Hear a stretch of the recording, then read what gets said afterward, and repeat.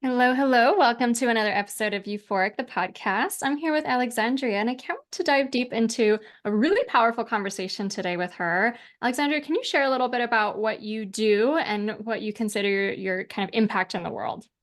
Yeah, for sure. So I am a business mentor for ambitious women who want to not only have incredibly abundant, impactful businesses, but feel deeply fulfilled and joyful in their life and in the journey and the creation of that business as well. So I really do this by weaving together manifestation and strategy, really helping them create incredible results and feel, can I swear? I should have asked you that beforehand. For it. Feel fucking amazing doing it.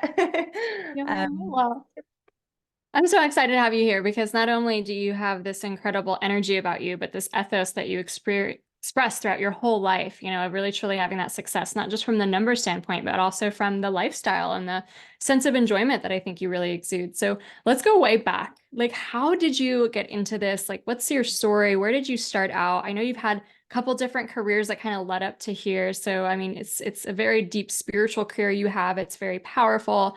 What kind of was the road that led you here? My road really started with a nervous breakdown. That is really kind of the first pivotal moment. And I'd been working in the city in a corporate career. I was an insurance broker in a previous life. And everything in my life had been building to this moment. Work hard at school. I went and got a business master's in Australia. I did all the things, I ticked all the boxes, and I'm working in this career. And whilst my life looks amazing on the outside, on the inside, I'm just feeling so depleted and so uninspired by my life, which is why I think now as well, I'm so keen on this message around like actually enjoying the journey and the creation of something. Because I kept thinking, when I get there, I'll be happy. When I get there, I'll be happy. And I was there and I was miserable. um, but I don't really think I really realized how bad it was until I was on the train home one day. I'd been to see my parents. I just started to cry and I couldn't stop. And it was like the dam had burst. Like I just could not get myself together. And after 2 days of this non-stop crying, I went to the doctor and they said, we need to sign you off work. You need some time off. And I was mortified. I was mortified. I was like, what's everyone at work gonna think? Like everyone's gonna know that I've been like trying to hold it together and I can't. I was just so concerned what everyone else would think. I didn't even take a minute to breathe and think, Alex, maybe like you really need to look after yourself right now. There's a lot going on. Um, so I went through this very quick, rapid transformational process where I was stuck at home and I was stuck at home. I didn't want to watch TV. I didn't want to read books. I couldn't go out and socialize because all my friends were at work. And I was literally just sat in this room, really having to face my own thoughts, face my own life, face everything I created. And I really realized in that moment, like if you don't decide on the life that you want, it gets decided for you. And that's what I've been doing throughout this whole period. I had been letting external influences and society and narratives and constructs decide the way that my life was going to unfold rather than making those decisions for myself. So at that point, I changed everything. I decided to start deciding on my own life, design my own life from scratch. And that's really how everything unfolded. I went through a process of creating a health food business. Through that, I discovered health coaching. Through the health coaching, people were asking me how I had the health food business, so business coaching unfolded. And manifestation was really the underlying premise of it all. Yeah, yeah. Well, I cannot imagine you as an insurance broker. So thank God you listened to your inner voice on that. And I think that that's like this juncture that a lot of people in my audience get to, that they recognize that the construct or the, gold star of the kind of career that they'd built up for so long that, looked good on paper or was safe and stable, air quotes, um, isn't what is aligned with their soul, but there's not yet at the point necessarily where they understand, well, how can I actually design a life of my own? And maybe we can make some choices, but we feel powerless of like, yes, but if I can't pay the bills, then how is this all going to happen? So what did it look like to take that leap of faith into entrepreneurship and recognize that like I am able to create my own destiny here and I do have a lot more power than I think I do to be able to also create my financial future?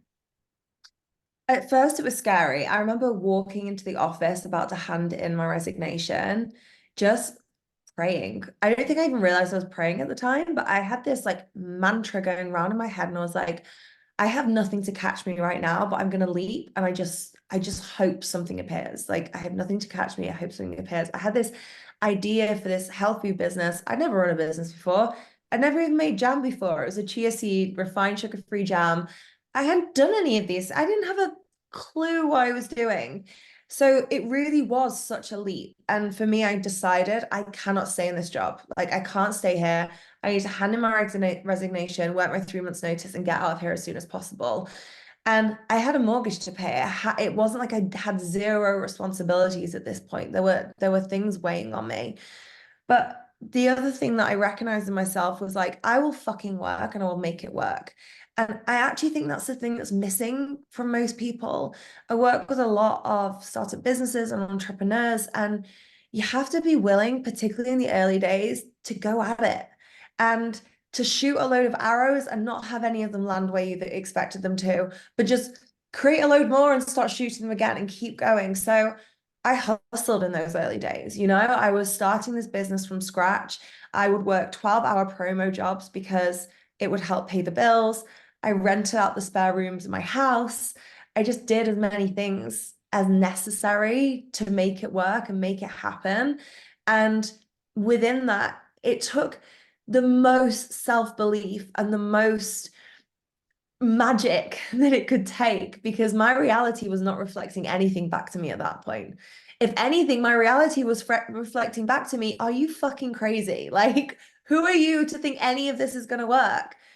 So I had to sit there and I had to do my visualizations, and I had to have that level of belief, because when I was going on the tube to work a 12-hour promo day, getting paid $10 an hour, I wasn't being reflected back to me. I was going to have this incredible life, but I just had to have that faith and that trust and keep moving towards it. Yeah, yeah. Well, I love that like delusion, because it's really the secret, I do believe, to like ultimately having that life that you really want. And like you said, it's not reflected in your reality at first. So it's like that faith has to be so high. And I love hearing this from like a very successful woman, because I think we oftentimes see the end of someone's story, or the middle or whatever. And we think that they might have had it easier, or things just clicked when they first started. And that's not my story. That's not your story. So I'm super curious, like, what was it inside of you when the reality, I think what's hard about entrepreneurship isn't necessarily even the work. It's the emotional toil of trying so hard and not seeing it working, right? Because I think things take time. It just takes time and your own personal growth to go through that in order to kind of finally manifest that outward outcome that you're looking for. So like in those moments, what like really grounded you into like, yes, I'm on the right path? Was it like a deep inner voice that you heard, or? Honestly, I would sit in my hallway and cry quite a lot. I would get through the door and I would sit on the floor and I'd be like, "Bah!" And I would throw a pity party. Like, I used to call them my little pity parties, and I needed them. And hell, I still throw pity parties. Like, I will have a moment where I sit and I cry and I'm like, well, nothing's working. I think you have to let yourself feel the feelings. Like, you can't be, I love the delulu, and like there's got to be a level of honoring what's arising within you. And I had to let myself, it was the best thing I could do sometimes, to just get in the door and sit on the floor and have a cry and let it out and feel all the feelings and then get back up again. So it was definitely, it wasn't that it wasn't there. It was just letting it be expressed, letting it be felt, and then keep moving towards the bigger picture, and knowing that the only way that I could get there was to keep going. I knew what the other alternative was, and there was another alternative, and I actually found that very reassuring in my process. I knew I could go back and get another job in insurance. I knew I could go work in a bar or work in a restaurant, because I'd done both of those things before. I knew there were other options available to me. I just didn't want to take those options. So that drove me in a sense as well towards the desire. I think it's so nice to get to focus on the desire, but often at this point in the journey, we're also moving away from a lot of pain. And that really was that point. It was like, okay, well, I know what happens if I continue. I have to get back up off the floor, and I have to keep taking steps forward and have some faith and trust in that. And, you know, faith and trust is such a, it's such a feeling.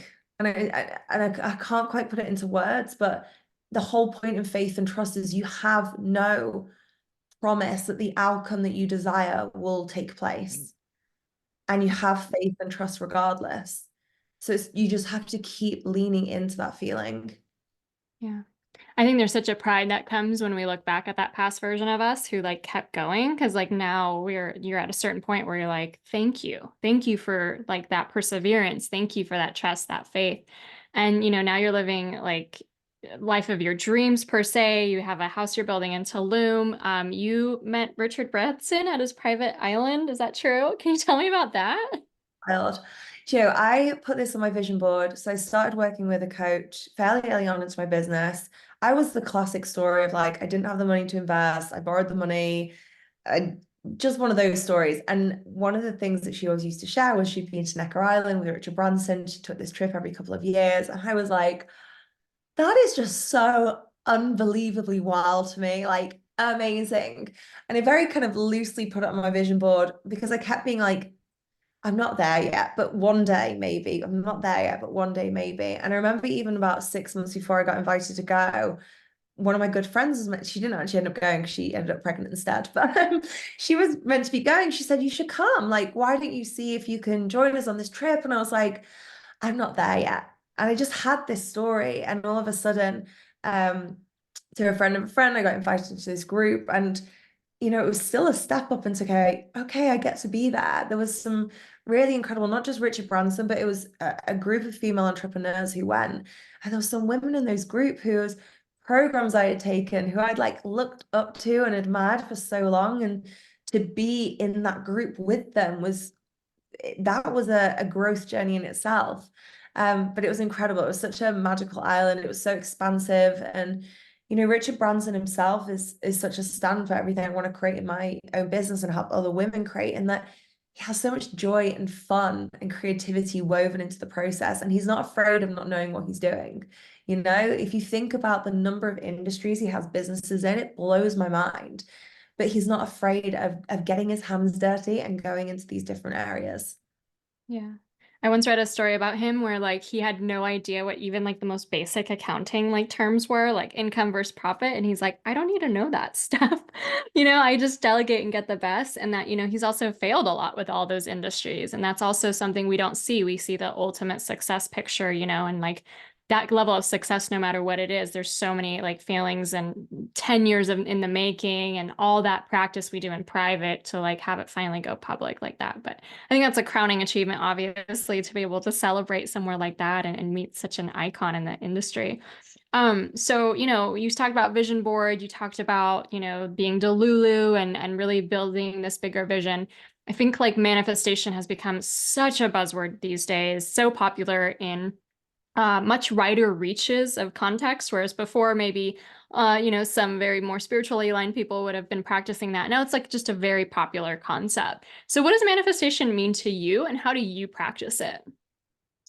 So to me, manifestation is bringing something into my reality through my thoughts, my feelings, my thoughts, my feelings, my beliefs, and to me, my actions as well. And I think this is a key part that's often missed in the traditional conversations around manifestation. The Secret, an incredibly popular book, an incredible book, and I 100% recommend reading it. There's some wild stories in there of visions coming to life. And I couldn't help reading the book and thinking, there's such a missing step here. We're not talking about action. And in terms of the universal laws, the spiritual universal laws, yes, there's the law of vibration, being in the vibration of that what you want to attract, the law of attraction, but there's also the law of action and kind of signaling, okay, I'm ready to do this. I'm going to take steps towards this. So really my approach is that it's bringing together, yes, the feelings, the thoughts, bringing in vibrational alignment, but there's also the taking the action. And I think the other thing that I would drop in there and mention is, I've shared already in this conversation, I've struggled with my mental health before in quite bleak ways. And I don't believe the traditional sense of manifestation, you have to be high vibe all the time in order to manifest something, is true either. I think it's a lot more about our attention, our focus, and our direction. I don't subscribe to the traditional narratives, I guess, that we need to be this high vibe person all the time, because my life was built, yes, on these amazing moments of celebration and stepping into joy and stepping into what I wanted to create. And it was built sitting on the hallway floor crying because I'd had a shit day. And I was like, when is this going to work? Yeah. Saying that too, you had a really hard pregnancy. Is that true? Yeah. Yeah. And so how did you cope with like literally not feeling any good vibe when you're literally feeling like so sick and so unable to do things? And then how did that change when you eventually have your baby boy and are kind of growing into motherhood? And I think that's a metamorphosis in itself. Do you know what? Pregnancy was such a slap in the face for me. I say that because I think sometimes we have these. I think whenever you see an up level or an upgrade in someone's life, you assume that it comes through these wonderful ways. And often our upgrades don't come. They come sometimes they're kind of gnarly and difficult to move through. I was living my best life before I got pregnant. And let me finish that sentence through the story because I'm not saying it. That sounded wrong. He's the best thing that ever happened. But I was living what I thought was my best life. I was living in Miami. I'd just done a 100K sales week. I just launched this amazing mastermind with all these retreats included. Like, I just felt like top of my game. I was getting amazing client results. Everything felt amazing. Went on this incredible trip, ended up pregnant, and very, very quickly ended up incredibly sick, incredibly nauseous. And I think it was the reason it was a slap in the face, it was because it was a real radical realignment. And it really highlighted to me a lot of things that I thought were in alignment for me actually weren't. And in that sense, it actually brought me closer to myself than ever before. But it took a hell of a lot to go through that. And I was not in a high vibration at all. Like at all. Like not even like fleeting moments, probably for about 5 months. Because every single moment of my day was just trying to get through nausea. And every single moment of my day was just crazy headaches, feeling too lightheaded to stand up or to walk properly. It was just such a night and day from the reality I'd experienced before, where I was working out and going to the beach and going for dinners and doing all these things. Um, and it taught me a lot. I think it taught me a lot of humility, honesty, in recognizing like when you're in the depths of suffering, you can't always be doing all the things. Sometimes you just have to ride out that wave. And at that time, I couldn't meditate, couldn't read, doing the things that had helped previously just didn't help. It just taught me a lot about being present to that current reality and allowing that to be and knowing that it's not going to be forever. I think what brings or what amplifies our suffering in those moments is this belief it's going to be forever. So if we bring it back to you're starting your business and nothing's working, what increases and amplifies that suffering is this is going to be forever. Whereas if you can actually take a moment and say, okay, I get to feel the feelings now, I get to be in this experience right now, and I also get to know this is not going to last forever, that really supports us. So 5 months, it was survival and it was getting through. And even then, it's taken time for me to really dive into that, But the second thing I'll say to that, I know this is a long answer, but I know there's so much to unpack there, is um sometimes you're manifesting what you need and not what you thought you wanted. And that's what I did a lot during that pregnancy. I saw things fall away and I had to strip things away. And I thought, oh my God, like this wasn't the vision. This isn't what I wanted. But what I re-emerged from that burning down was a clearer vision, a much more aligned vision than ever before. And I'm so grateful actually for everything that stripped away during that time. Yeah, yeah. And how about with motherhood? Like, have you seen your vision and your like your just plans for the business and just what's really important and what you want to prioritize in life? Have you seen that change a lot with that role, or how have you stepped into that? Definitely. My tolerance for bullshit has like shrunk massively because you just don't have time for it. You don't have time, you don't have energy for it, and you have perspective to just be like, this, we don't need to do this. Like this is just so that's a positive for sure.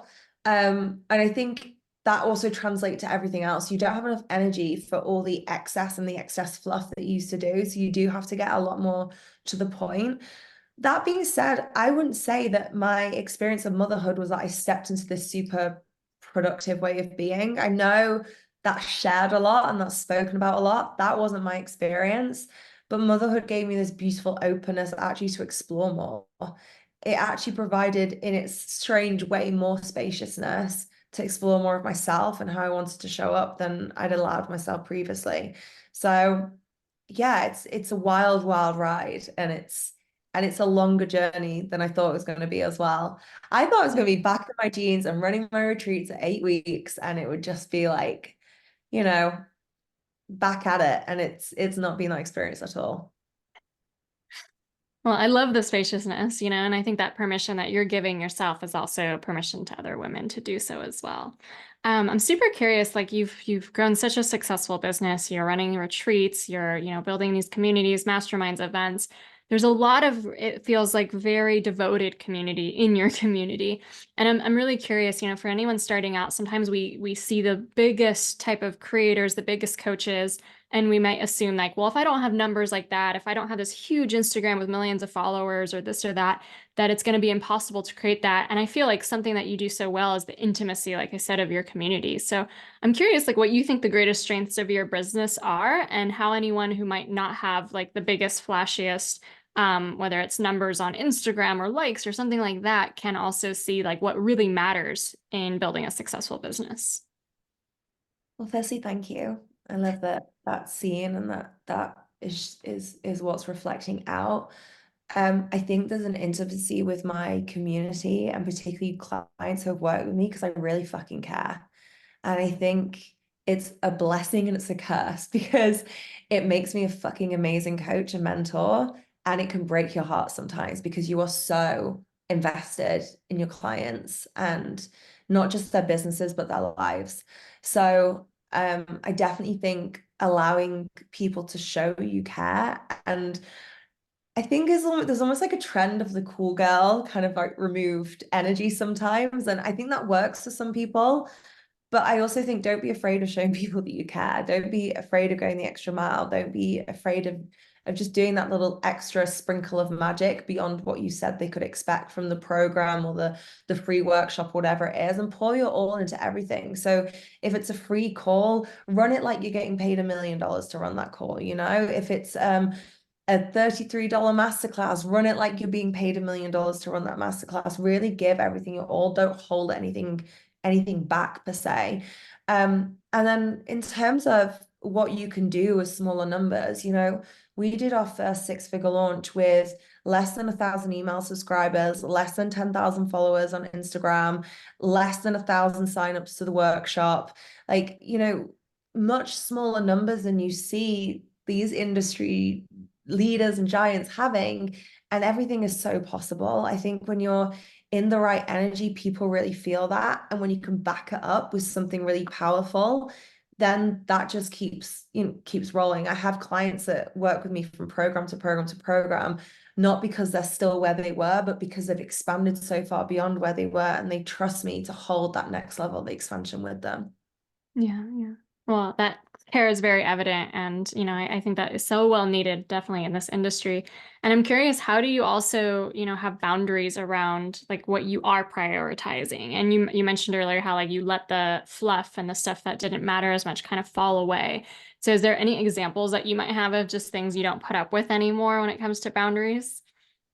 Um, do you know what? I was pretty brown boundaried pre-motherhood, and I'm so grateful to the version of me that did that. And my clients feel incredibly close to me, and I get to be an example of how to hold those boundaries. So I will have very clear parameters of how we communicate, as in channels we communicate in. So, for example, I don't have my clients DMing me questions. I will ignore my DMs if I'm busy. I will ignore my DMs for weeks if I'm busy. My DMs are not a priority. If there's inquiries and they come into another inbox, I have team to support me on that. I know that they can be monitored more. My personal DMs, not so much. So I have Slack channels, or I have Vox with my clients, and I'm like, here is where to send me the questions, because I know I'm going to get back to them within 24 to 48 hours maximum, because I have that then baked into my diary.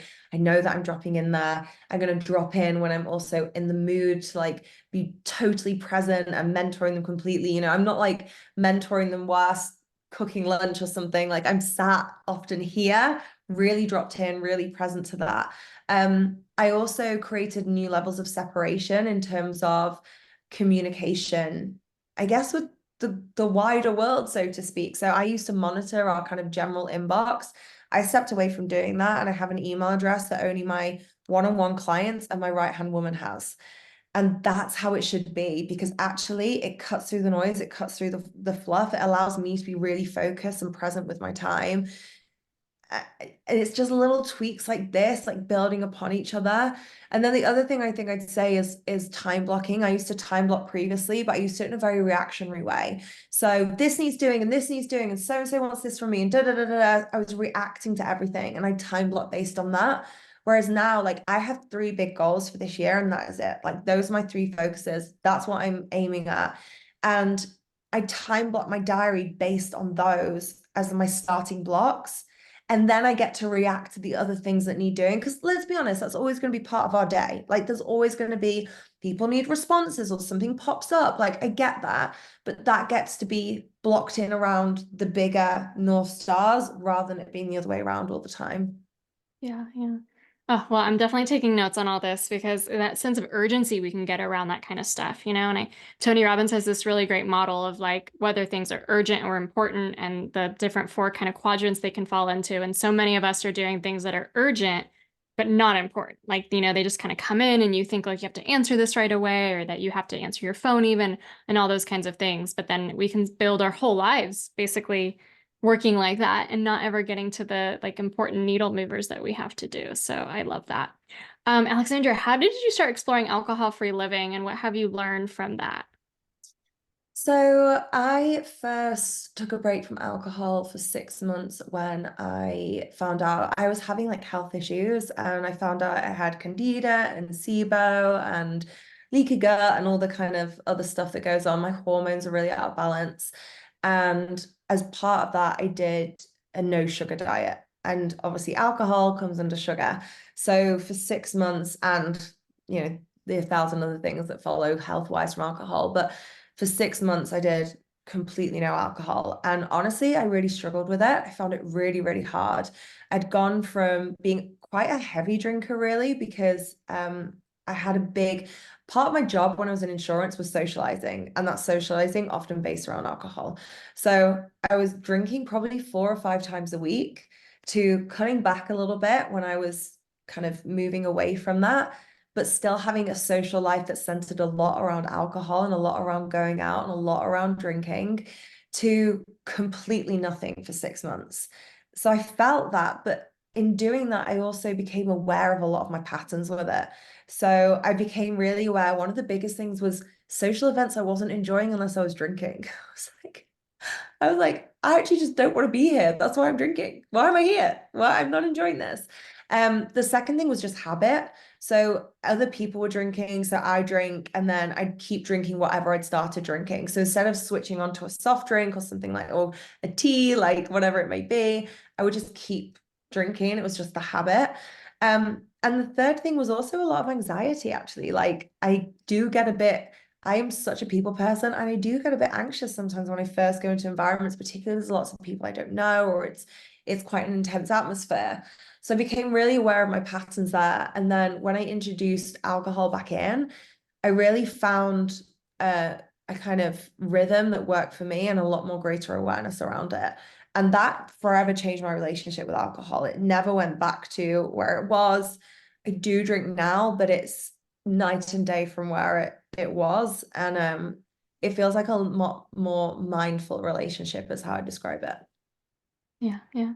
And do you think just like as you really prioritize whether it's like motherhood, your business, your spirituality, like I think it's like those are your main blocks now, right? And it's like those are the stones, those are the big blocks that you fit in, and it's not the little pebbles that are kind of defining how your life feels and goes now. And I can see that such a shift too with like more emotional maturity, just normal maturity. Like so many of us are kind of growing out of those patterns that we had when we were younger, even though that's still the dominant pattern for like society, you know? So it often means becoming a real big trailblazer to redefine your relationship with alcohol like that. But it's also the more emotionally intelligent, mature, and also spiritually kind of really connecting with what matters to you. So I love that story.